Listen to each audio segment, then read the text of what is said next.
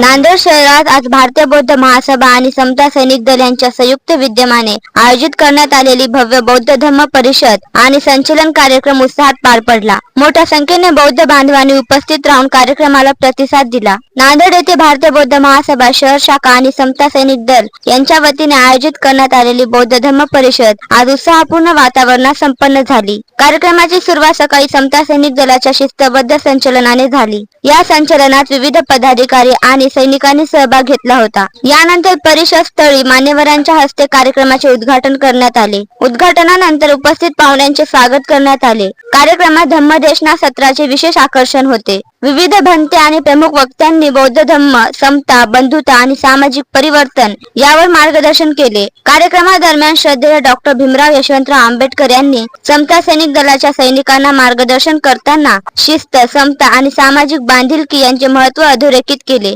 त्यांच्या विचारांनी उपस्थित सैनिकांना प्रेरणा मिळाली. प्राध्यापक बडेराव सरांनी प्रास्ताविकामध्ये शहर शाखेची स्थापना दिनांक 10 जानेवारी 2025 पासून झाल्यानंतर आतापर्यंत शाखेने केलेल्या कार्याचा थोडक्यात आढावा घेतला. तसेच बौद्ध धम्म परिषद आयोजित करण्यामागील उद्देश स्पष्ट करून उपस्थितांना मार्गदर्शन केले. कार्यक्रमाच्या प्रास्ताविकात प्राध्यापक बडेराव सरांनी शहर शाखेची स्थापना 10 जानेवारी 2025 रोजी झाल्यापासून आजपर्यंत राबविण्यात आलेल्या विविध सामाजिक व प्रबोधनात्मक उपक्रमांचा संक्षिप्त आढावा मांडला. यावेळी त्यांनी बौद्ध धम्म परिषद आयोजित करण्यामागील मुख्य उद्देश स्पष्ट करत समाजामध्ये समता, बंधुता आणि जागृती निर्माण करण्यावर भर दिला. त्यांच्या भाषणामुळे उपस्थितांमध्ये उत्साह आणि प्रेरणा निर्माण झाली. या परिषदेत प्रमुख पाहुणे म्हणून अनेक मान्यवर उपस्थित होते. त्यांच्या मार्गदर्शनातून उपस्थितांना प्रेरणा मिळाली. कार्यक्रमामध्ये प्रास्ताविक, स्वागत, धम्मदेशना आणि शेवटी भोजन व्यवस्था अशा विविध टप्प्यांचा समावेश होता. नांदेड शहरातील माता रमाई आंबेडकर बुद्ध विहार, सहयोगनगर येथे